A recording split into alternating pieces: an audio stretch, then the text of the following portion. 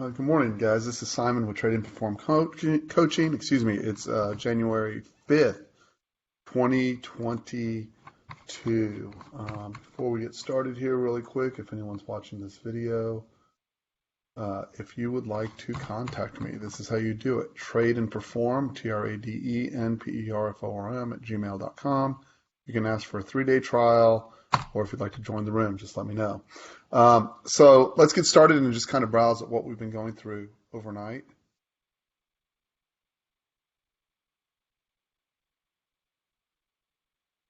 So here's ES. So here's NQ. We've been sitting inside the point of control.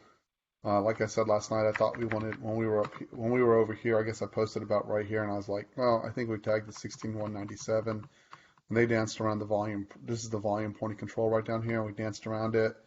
You can see we traded to the intraday at the end of the day, value area high, and rejected out of it. If you don't have really good precision in here, these moves can really be damaging. We had it yesterday. The mental fatigue kind of got to me at the end of the day there, and I didn't grab the long, but it certainly set up for us, right? So in terms of where we want to trade today, this is going to be the hardest area to trade, is this 97 to 23, and you can just see it's just zipping back and forth in that whole area really since 6:30 this morning, right? So one of the things you want to do when you prepare to trade for the day is where's the best locations to trade, right? So I'm going to mark them off for you just to make it easy. We should get a response out of this 18 to 94. The only issue being that it's right below prior day's low, but that's where, so you're going to use the algo to tell you whether to come in or not, right? If it's an open drive lower, hits in the first half hour, that's kind of like, if you're aggressive and you want to guess whether it'll hold or not, be my guess. It works a lot of the time. You just have to have a risk management plan around it. I don't like trading that. Good morning, Randy. Hey, Matt. Good morning, Peter. Good morning, Ben. I don't like trading in the first half hour, so I'll let it go. And I have a lot of reasons for it. The most of which is it makes me respond massively fast and sets my tone for the rest of the day. And then I end up running out of patience and I use up a lot of energy right out of the gate, right? I think the best location here is this 15,933 and a quarter. And the reason for that is, look, first of all, it's a big stretch to get down there, right? 16,197 to 16,933. That's pretty much 270 points, right? So a little above, anywhere from right on it to a little below here, we should be able to find a response. If you look back in that area, let's see if I can get to it. I don't know how long ago it was. There it is. I have to load more days.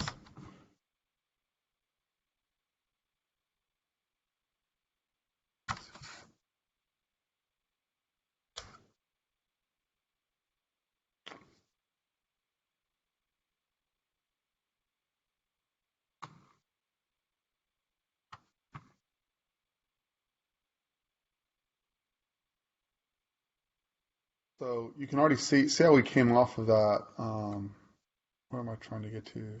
Wow, let me go look. I'll put a line that I don't normally put in there so I can see it easily. Giant.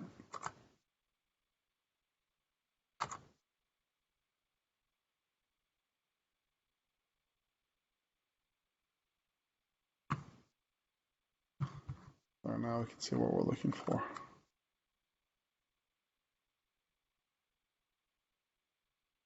Okay, so this is the last time we were in this area. All right, so it's a 24-hour chart. I can knock it down to an RTH, but you can see in the RTH we just held this low. This 16,933 was the low of the day prior to launching. But if you look back to the left, just underneath here, so you could say in the 24-hour, I threw out the 24-hour stuff. So this is what I mean by I could trade a little bit underneath here and find responsive buyers. So there's some Globex action in there that held in early London, right?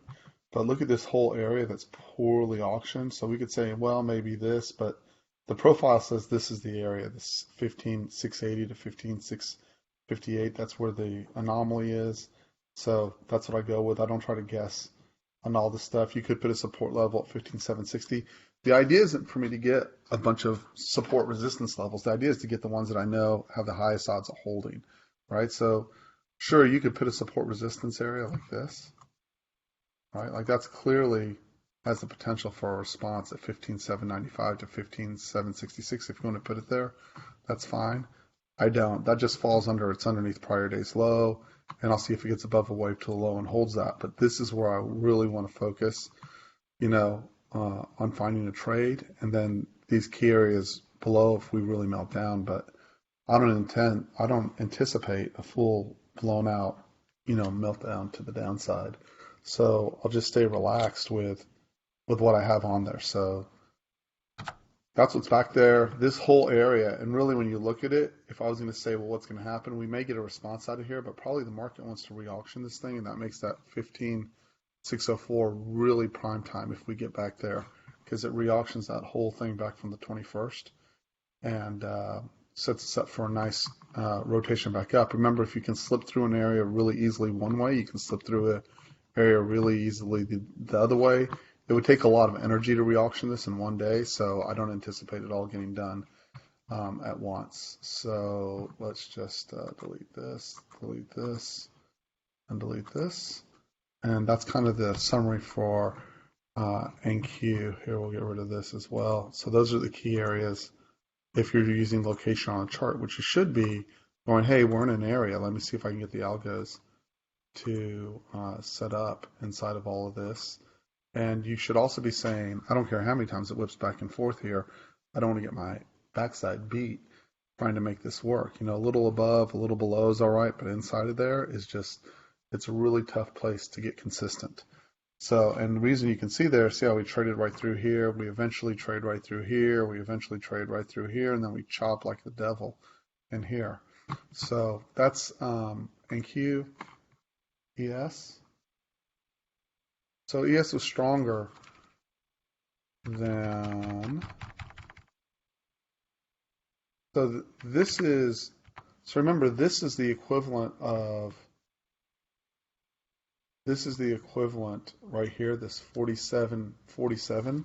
That's the low going back to January 3rd, right? So that January 3rd low got blown out in NQ. It clearly did not in ES.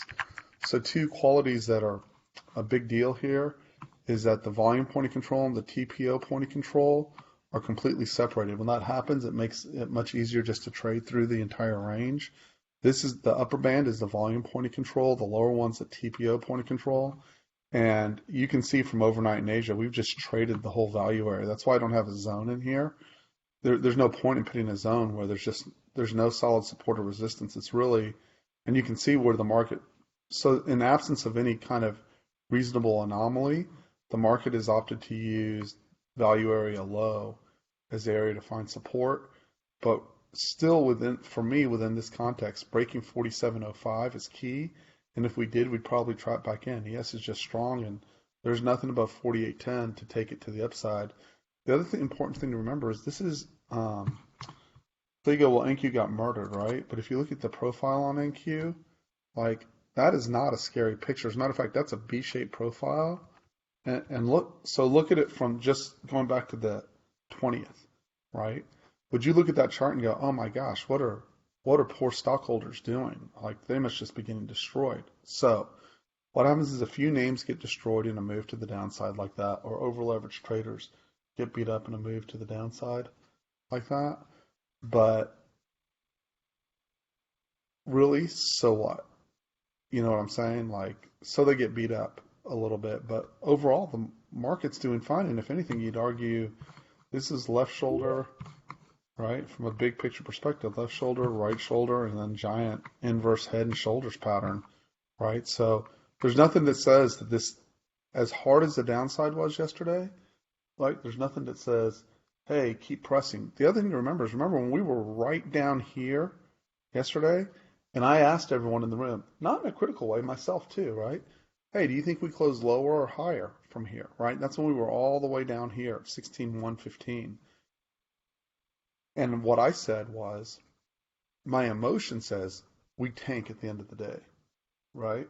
But then I said, what? So this is where you got to combine fact with emotion. So the exercise you do to learn this, which I had to do as well, go mark how many days actually close on the low. And the best place to go look at this is in the worst bear market you can find. Like go find the big downside move. Ugh, what did I do here? Hold on a second here.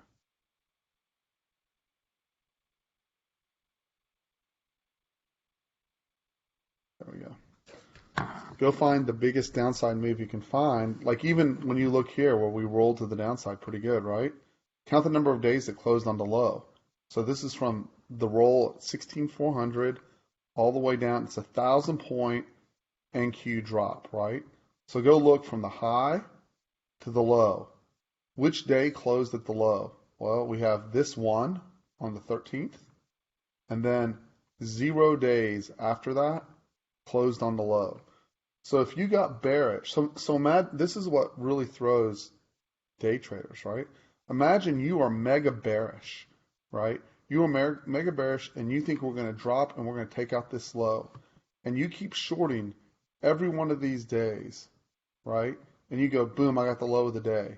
And then if you're not careful where you short, every one of these days ran you up off the low, right? So if you shorted incorrectly or poorly, or you chose your short location poorly, you got the whole move correct. But if you stayed bearish in the hole, you got railroaded all the way through. And most importantly, if you stayed bearish after 1, 2, 3, 4, 5 days, you got railroaded to the upside, right? That is most people go, well, that was just abnormal. That's actually the norm in a down market, right? So you just got to cement that into your head. Now, that's a down market in a bull market. And usually in a bear market, that number goes to you can get about 30 to 40% of the closes near the low. It's still a very small number. They bounce when we're deep in the hole. And if you think about the psychology behind it, the reason is very simple. There's momentum to the downside. People gain confidence, right? B, so longs are getting buried in their long position, right? So they're puking. Shorts are having an easy time pushing it to the downside, right? So they're pressing, and everyone pukes and presses at the same time, and you get a overpush, right? So I'm not bearish.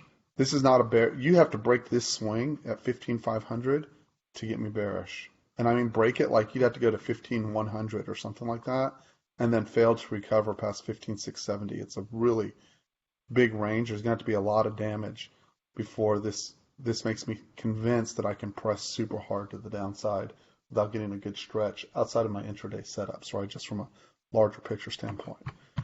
When you look at ES, right, there's no damage. Look at the ES profile. It's just imbalance. But it's in balance at the top of the range. Now, you could argue, right? Ed would be one to show us that you keep accumulating buyers up here and you fail to get an upside break, and then you can get a downside break. Okay, I'm cool with that. But at this point, you're going to have to get below 47, 47.50, right? And we're a good chunk of distance away from that. Not only are you going to have to break it, you're going to have to get an impulse move underneath that fails to recapture that 47, 47.50, right? And then even at that, the natural target to reauction would be back to the 20th at 45.19, right? So you're going to have to break that 45.19. Look at the structure down here. You're going to have to break all this structure. Because think about it. So put yourself in the position of a hedge fund manager who's just trading technicals. Forget the fundamentals, okay? You're just going to look at this, and like I'm looking at this, I go, if I can get below 45.19 or 44.66, I'm looking for longs, right? I'm not bearish there. I'm looking for longs for pops back up, right? Why? Because that becomes the balance range. You break the edge of balance, trap back in. So you could claim the same thing here, right? And so the first thing you have is if we break to the downside, this 4,700, 4,715, right? Well, there's sellers there. They got stuck. You know that they had to go through consolidation. You got sellers there. They all got stopped out. What are they going to do when they backside test that area into that 4,715 area? You're most likely going to find buyers. That's roughly 4,715 is roughly 65 points away from where we are right now. It's totally feasible that we hit that level and pop right back into this range, right? So caution with the reason I repeat this over and over is you have to be cautious with how bearish you get when you're in the hole. It's very counterintuitive, but you've got to get bullish when you're down a lot. You're looking for the opportunity. So now we covered the levels, right? So now let's cover what it looks like when it reverses. So I posted both on the blog, and I'll continue posting. I created a new page for the setups on the blog. Let me find it.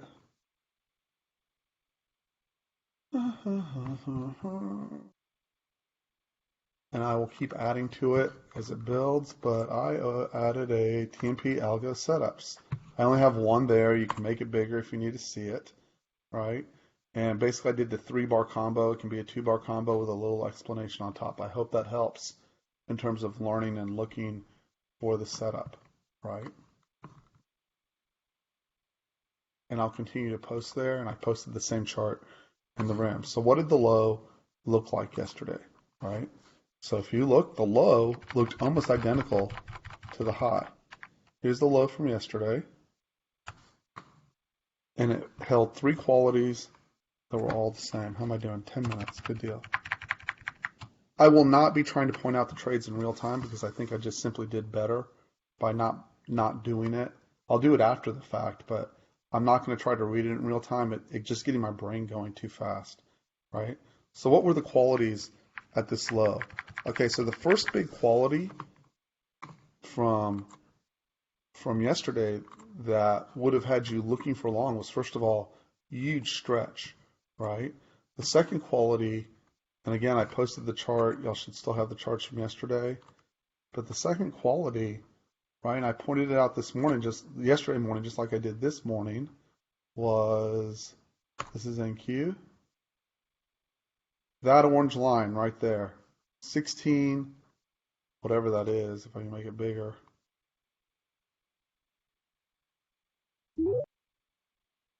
Good Lord, I can't see that. 16,180, whatever that is, approximately 79,180, right? That was the area where I was like, hey, yeah, thank you. Forgot to turn that off. This was going to be a key area right in here, that 16,180. So that's the after chart, obviously, but that's where we were looking, right? So the question is, what does it look like right at 1 o'clock? Right, because we want to remember that. So first of all, the first thing I noticed about, so that 16,180 is sitting right, that's approximately the line in the sand, right? So you can already see we got a ton of response off of it all day long. Like that was a great area, that 16,179 area, right? So into the low, the first thing you'll notice is it's the biggest down push, right, of everything except the opening wave lower. And certainly the biggest down push of the low of the day, right? Quality number 1. So the first thing you'll notice is once you got above the wave, it did 2 things by getting above the wave. You got above the wave and you got above the line in the sand, effectively the orange line for the trade, right? So what you'll notice is on the 16 ticks, I'm going to load a couple of different charts here, right? So now I'm above. Notice that I did not get on a 16 tick the combo I was looking for over here, right? Tool number 2 that we have, using the 50-60 retrace. Right now, there's 2 ways to do this. This is the wave to the low, right? And this is where I fumbled because I saw it right here. No demand, star diamond. It's a 1-bar stop, and it tested back into the wick of that bar and gave you a 2-bar combo. Triangle down, I'll go up. That launched you to the upside. I stared at it as Peter texted me, and he goes, we saw it, we had it, and we didn't do anything about it, right? So that was a fumble. It's late in the day. It's hard to keep your brain wrapping around. Like I was just trying to get my brain around don't be bearish, which saved my ass, by the way, right? Imagine shorting that all the way up. But that was the long setup right into the low, right? Next, if you use the power bar to power bar, there's a 3-bar combo that's always bullish when we get above that, right? And on a 16 tick, right? So on a 16 tick, you got a speed bar down, algo, star up, right? That's a 2-bar combo. Speed bar down, star up, right? You could have taken it right there, and if you'll notice again, it broke the 62 retrace, impulse moved, came right back to it, and then launched, right? That 62 retrace is really valuable. Let me show you this over here to the right.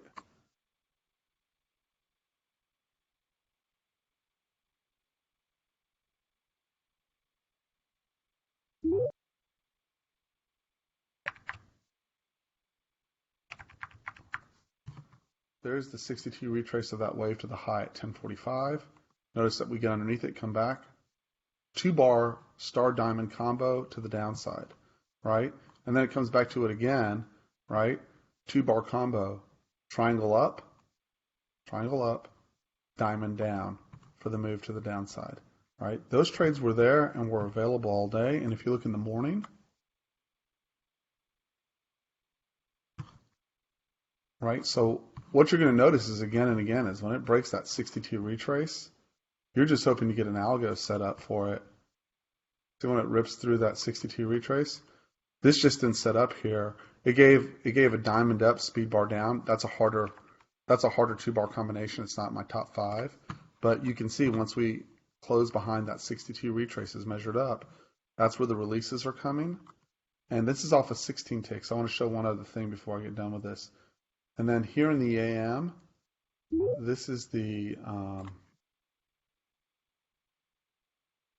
so I don't trade it like this because I start measuring off the morning, but this is the power bar to power bar measure, right? Right there. There's the close below the 50-60. So now you want to push back up here. So it didn't set up here. This is at 7, 8 in the morning. We're not trading at this time, but I do want to show the process, right? We didn't set up here. There's no 3-bar combo. But finally right here, you don't set up here. That's there's no demand. Star diamond, that's a valid entry. And then triangle up, diamond down for the move to the downside. Again, that was right into 830. We don't trade that. So no harm, no foul. And then the last thing I want to show is if I switch this,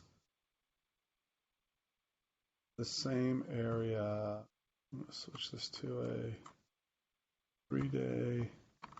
Here's the look on an 18 tick.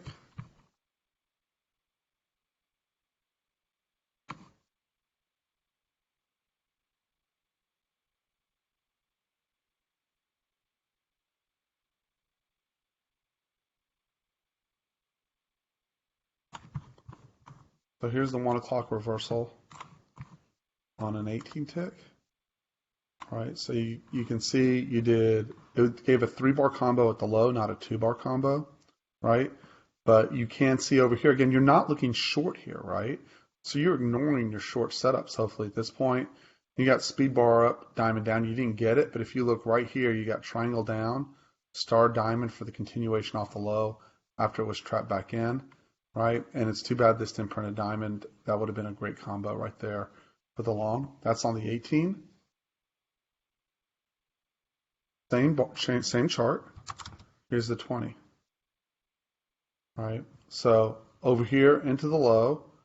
Again, you don't get the 2-bar combo off the low. It comes right off the 62 retrace when it tests into that area, right?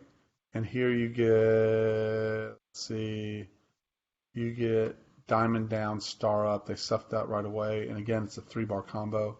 Here's the triangle down, star up 2-bar combo that launched it. So that's the look. So what I do is when I'm looking at a trade, right, I'm looking at 16, 18, and 20. The only reason there's 3 charts is because the information's slower, right? And so you got to remember, you do have to anticipate a little bit. Like if I see this triangle no demand down and I see this bar forming, I go, oh, that's going to be a 2-bar combo right off the low, right? Just like this. When this bar is forming, right, I'm putting a buy limit right here, 1 tick above this bar. I'm putting a buy limit at 1670 if I'm going long on this. And then as soon as I get filled, I'm putting my stop in right here, right? If you wait till the bar forms, the trade's going to run away from you. You're going to get frustrated and not filled, right? So good morning, Sean. Welcome. So at any rate, that's my 2 cents. Any questions before we start the day? I don't know what to expect. And that's okay. I'll just let it develop. Any questions before we roll?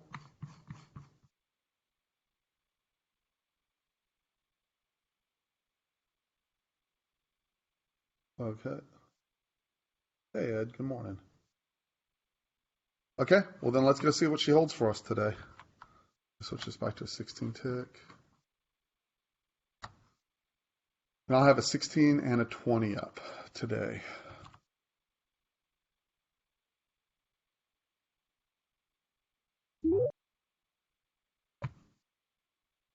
I imagine, just like every other day, we'll get responsive buyers. Remember, do not get sucker punched inside that value area. And remember also our 2 and 3 standard deviations is right below here, and it probably shoots you right back into VWAP if they tag into here the first time. Let the market develop. I don't feel a need to trade in the first half hour, so therefore I won't trade in the first half hour. And we do have econ at 9 o'clock as far as my knowledge base goes. We do have, I'll go and look again to make sure I'm right on that.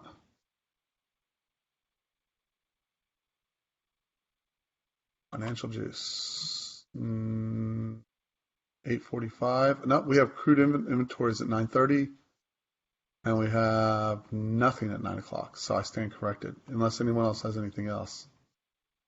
Kind of nice not to have any Fed speakers, right?